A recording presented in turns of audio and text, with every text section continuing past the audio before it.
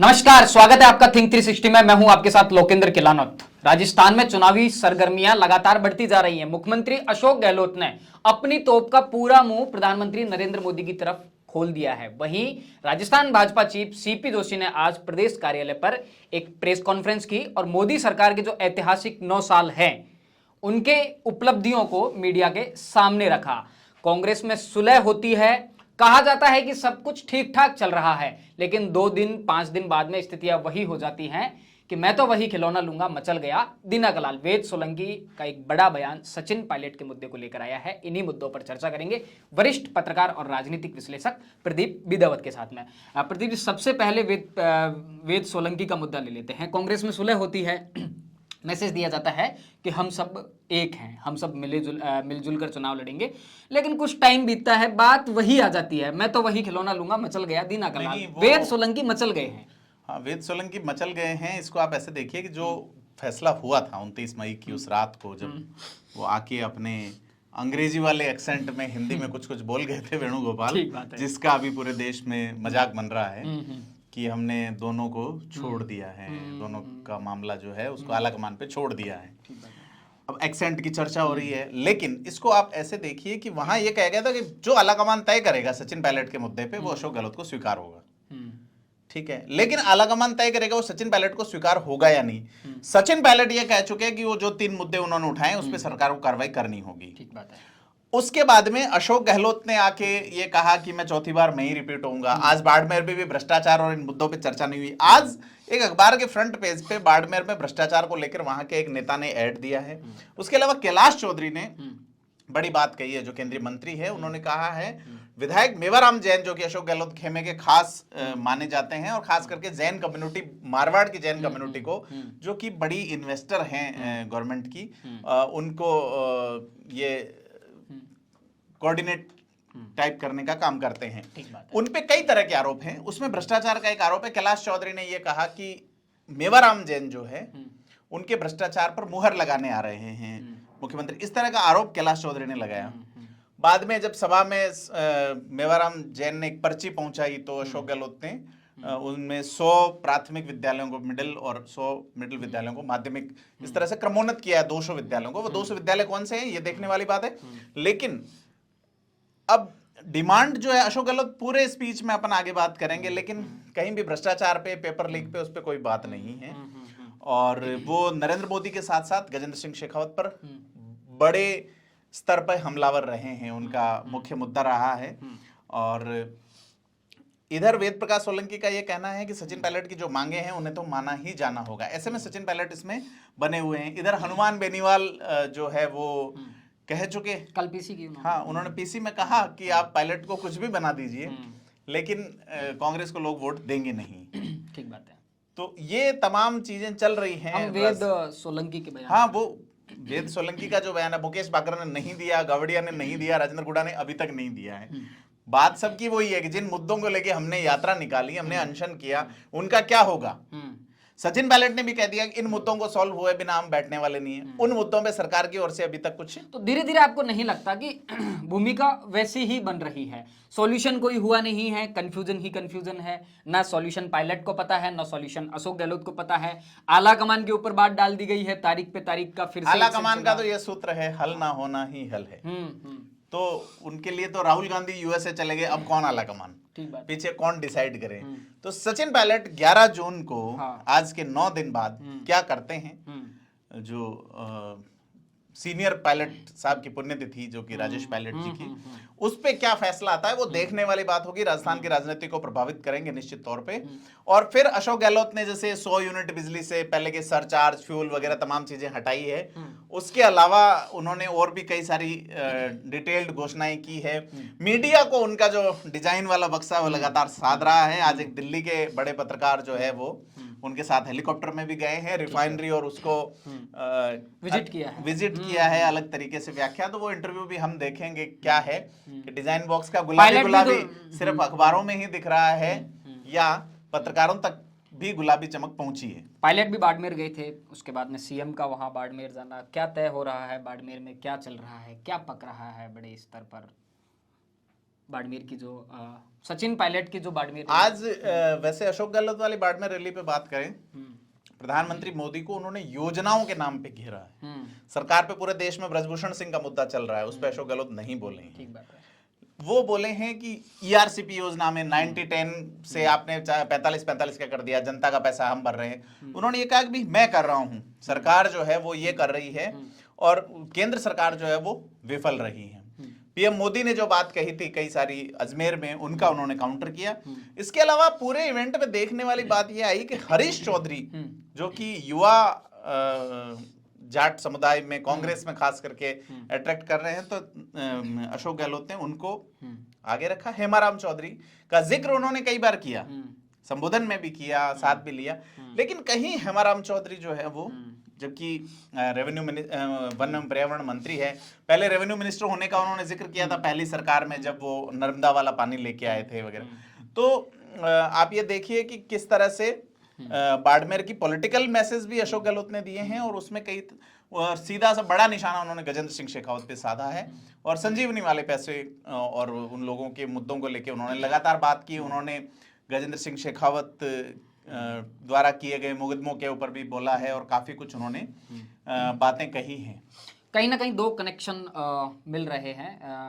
कांग्रेस के सबसे बड़े फेस अशोक गहलोत का नरेंद्र मोदी पर अपनी पूरी तोप का मुंह नरेंद्र मोदी पर खोल देना, और सीपी जोशी की आज प्रेस कॉन्फ्रेंस भाजपा कार्यालय में थी, तो आप पत्रकार ने सवाल किया कि अशोक गहलोत ये आरोप लगा रहे हैं कि नरेंद्र मोदी राजस्थान में अपने आप को अपने फेस को प्रेजेंट कर रहे हैं, तो क्या ये संकेत है कहीं ना कहीं कि नरेंद्र मोदी के नाम पर ही भाजपा संकेत क्या, वो क्लियर है, वो क्लियर है। तो ये संकेत तो सीपी जोशी ने इस बात को स्वीकार किया कि हमारे पास में एक इतना लोकप्रिय चेहरा है कि हमें दूसरे चेहरे की आवश्यकता नहीं है। आवश्यकता नहीं है, ये शब्द के कहीं ना कहीं राजस्थान की सियासत में सभी अपना अवसर तलाश रहे हैं। जैसे सतीश पूनिया जब तक प्रदेश अध्यक्ष थे तो उनकी टीम या उनके लोग ये मान के चल रहे थे, अभी भी एक बड़ा वर्ग ये मान रहा है कि सतीश पूनिया सीएम दावेदार होंगे, तो सीपी जोशी क्यों ना माने खुद क्यों? तो खुद को मानने के लिए वो है कि चुनाव करवाए जाए, चुनाव जीता जाए, और उसके बाद ये कहा जाए कि मैं यहाँ अध्यक्ष था, मुझे आप सीएम का प्रेजेंट कीजिए। राजेंद्र राठौड़ कह सकते हैं मैं प्रतिपक्ष नेता थी, वसुंधरा राजे कह सकती है कि मेरे पास इतना अनुभव है, इतनी बड़ी टीम है। तो तमाम लोग शेखावत को लेकर गजेंद्र सिंह शेखावत को लेकर बातें चल रही है। तो अश्विनी वैष्णव का नाम आ रहा है, ओम बिरला का नाम आ रहा है, कई सारे लोगों का नाम आ रहा है। नहीं, पर आप ये यहाँ एंगल देखिए, सीपी जोशी आज ये स्वीकार करते हैं कि हमारे पास में एक बहुत पॉपुलर फेस है, तो हमें किसी चेहरे की आवश्यकता नहीं है। वहीं अशोक गहलोत, देखिए पॉपुलर फेस वाला मामला जो है, नरेंद्र मोदी यहाँ आके सीएम तो बनने से रहे, तो वो ये कह रहे हैं प्रचार के लिए एक पॉपुलर फेस है। और अशोक गहलोत सचिन पायलट वाला मामला, इन दोनों में से एक जना सीएम बनना चाहता है, तो और राहुल गांधी की उतनी यहाँ वो है नहीं निचले लेवल पे पकड़ कि साहब उनके फेस पे चुनाव जीत जाएं। मूलतः अशोक गहलोत सरकार के खिलाफ जो एंटी इनकम्बेंसी है वो उनके विधायकों को लेके है। तो कांग्रेस इस बार 100 से 125 टिकट अगर काटती है तो निश्चित तौर पे चुनावी माहौल में बड़ा एक कंटेक्स्ट खड़ा करेगी। अशोक गहलोत को भी कहीं ना कहीं समझ आ गया है कि नरेंद्र मोदी ही प्रचार की कमान संभालेंगे, तो उन्होंने भी अपना जो पूरा तोप का मुंह है केवल नरेंद्र मोदी की। ऐसी खबरें आ रही हैं कि एक टीम है जो कि लगातार सक्रिय है, चाहे वो सर्वेज को लेकर हो। कई लोगों को ये इशारा किया गया है कि फील्ड में आप काम कीजिए, उसमें पूर्व नौकरशाह हैं, कई नेताओं को साफ तौर पे कह दिया गया है कि आपका टिकट है, चीजें बदली जा रही हैं और आप वहां पे काम कीजिए। खास करके जहां सचिन पायलट खेमे के लोग सक्रिय हैं उस इलाके में अशोक गहलोत रिटायर्ड आईपीएस के नाम भीतर खाने में चल रहे आरएस हैं, आईएएस के नाम भीतर खाने में चल रहे हैं, अधिकारियों के चल रहे हैं। उसके अलावा ऐसे अधिकारी जो कि सामाजिक रूप से सक्रिय रहे हैं वो भी वीआरएस लेके अभी एक बड़ा रोचक मामला सामने आया था कि जो पंचायत समितियों के जो प्रधान हैं, कोई 3-4 दर्जन प्रधान है जो एमएलए बनने के इच्छुक हैं। हाँ बिल्कुल, तो ये एक बड़ी बात है। और गोविंद सिंह डोटासरा इस बात को लेकर बताया जा रहा है, इंटरनल जो रिपोर्ट है कि बड़ी टेंशन में है कि प्रधानों को कैसे रोका जाए। प्रधान डिमांड करते हैं।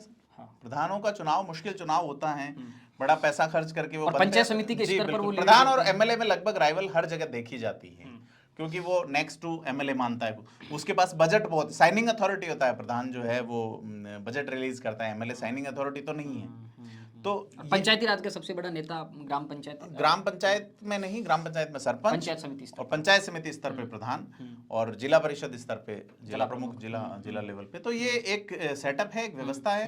तो जिला प्रमुख है वो भी सोच रहे हैं कि भी हम जिले लेवल के अधिकारी हैं, पदाधिकारी हैं, जिले लेवल में जनप्रतिनिधि हैं, तो क्यों ना चुनाव लड़े एमएलए। सीपी जोशी ने आज एक बड़ा संकेत दिया प्रेस कॉन्फ्रेंस में। पत्रकार ने सवाल किया कि कार्यकर्ता वेट कर रहे हैं क्या सीपी जोशी अपनी टीम में कोई बदलाव करेंगे, तो मुस्कुराकर उन्होंने कहा कि इस बारे में आपको जल्दी अवगत करवाया जाएगा। तो एक बड़ा संकेत है। देखिए सीपी जोशी को अगर मैं प्रहसन में कहूँ तो सीपी जोशी जैसे फेस अगर अपन देखते हैं नेताओं का, तो उसमें उदित नारायण एक गायक हैं, उनको गुस्सा भी आता है तो मुस्कुराते हुए दिखते हैं। सीपी जोशी अगर जोशीला भाषण देते हैं, किसी का विरोध भी करते हैं तो मुस्कुराते हुए नजर आते हैं। तो वो राजस्थान की राजनीति में just like Udit Narayan face type लगते हैं।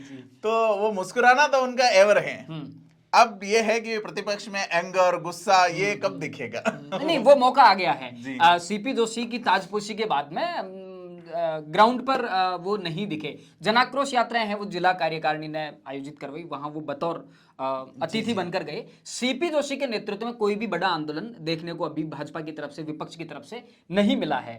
आज एक पत्रकार ने यह भी सवाल किया था कि आप ताजपोशी के बाद में आप कहीं ग्राउंड पर नहीं दिख रहे। जब सतीश पूनिया प्रदेश अध्यक्ष थे तो रोज विधानसभा घेराव, पेपर लीक को लेकर बड़ा मूवमेंट किया, सचिवालय का घेराव। तो 7 तारीख को भारतीय जनता पार्टी का एक बड़ा सचिवालय का घेराव है, तो वहां कहीं ना कहीं सीपी जोशी का एक लिटमस टेस्ट है कि नहीं, वो तो सतीश पूनिया के टाइम में विधानसभा चली, अब विधानसभा नहीं चल रही है तो वहाँ क्या घेराव करेंगे वो। और चूंकि अभी बने हैं, उनको जिलों में जाना था, लिहाजा एक इवेंट करके गए, मैसेज देके, ऐसे ही यात्रा नहीं करके।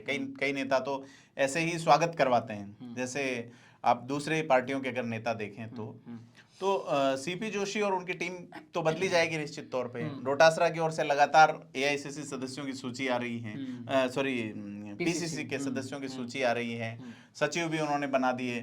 अब कुल मिला के कांग्रेस की एक जंबो लिस्ट आने वाली, जिसमें वो कह रहे हैं कि हम 9 लाख कार्यकर्ताओं को पद देंगे। बीजेपी भी अपनी कोशिशों में जुटी है, तो चुनाव जो है वो उस मोड में नहीं लगता सीपी जोशी के सामने वसुंधरा राजे के में एक बड़ा चैलेंज है नई कार्यकारिणी में। चैलेंज है, चैलेंज वसुंधरा राजे ही नहीं, चैलेंज राजेंद्र राठौड़ भी है, चैलेंज ओम बिरला भी है। तो जितने लोग, लेकिन अभी की टीम तो लेकिन सीपी जोशी पद संभालते ही सबसे पहले उन सभी लोगों से मिलने गए, भले वो घनश्याम तिवारी हो, भले ही वो सतीश पूनिया हो, भले ही वो राजेंद्र राठौड़ हो, जो लोग प्रभावी हैं। प्रभावी मतलब राजनीति में तो चैलेंज है, तो उन लोगों से मिलके और उन्होंने एक बनाने की कोशिश तो की है। लेकिन अगर सीपी जोशी अशोक गहलोत सरकार में हुए भ्रष्टाचार या पेपर लीक, जो मेन मुद्दे बनने वाले हैं, उनके खिलाफ एक अगर बड़ा प्रोटेस्ट खड़ा नहीं करेंगे तो फिर चुनाव उनके लिए मुश्किल हो जाएगा, बीजेपी के लिए। उसी की तैयारी ये बताया उन्होंने कि 1 महीने का जो क्या तैयारी है भारतीय जनता पार्टी की, 25 जून को आपातकाल का जो दिन है उसको लेकर भारतीय जनता पार्टी एक बड़ा कैंपेन कर रही है। उनका एक अलग से अभियान भी भारतीय जनता पार्टी महाजन संपर्क अभियान करके कोई एक कार्यक्रम सीपी जोशी के नेतृत्व में डिजाइन किया है। उसके अलावा 7 तारीख को एक घेराव भारतीय जनता पार्टी की तरफ से। तो ये अब बड़े मुद्दों को लेकर सीपी जोशी कहीं ना कहीं ग्राउंड पे जाने वाले हैं। लेकिन उससे पहले बात वही है कि जो उन्होंने मुस्कुराकर जिस बात का जवाब दिया, वर्तमान में जो टीम है वो सतीश पूनिया की बनाई हुई टीम है राजस्थान भाजपा की। सीपी जोशी अपनी टीम कब तक बनाएंगे, किन लोगों को उसमें शामिल करेंगे, किस तरह की उनकी टीम होगी, उसके जातीय समीकरण क्या होंगे, दलितों को एडजस्ट, दलित वर्ग को एडजस्ट करने का एक बड़ा मुद्दा, दलित आदिवासी जी। तो देखो उस लेवल पे तो काम कर रहे हैं। 25 जून का जिक्र कर रहे हैं, उससे पहले 25 जून से 14 दिन पहले आइए, 11 जून को बहुत कुछ राजस्थान की राजनीति में आप देख सकते हैं। मुझे नहीं लगता कि कांग्रेस जो है वो अशोक गहलोत को इस बात पे राजी कर पाएगी कि सचिन पायलट को लेके फाइनली कोई डिसीजन। जून के महीने में बहुत कुछ खास है राजस्थान की सियासत में। मौसम ठंडा है लेकिन माहौल गर्म है। ठीक बात है। तो बहुत सारे मुद्दों पर आज राजस्थान की सियासत से जुड़े मुद्दों पर हमने चर्चा की। कल आपके साथ चर्चा में फिर जुड़ेंगे। राजस्थान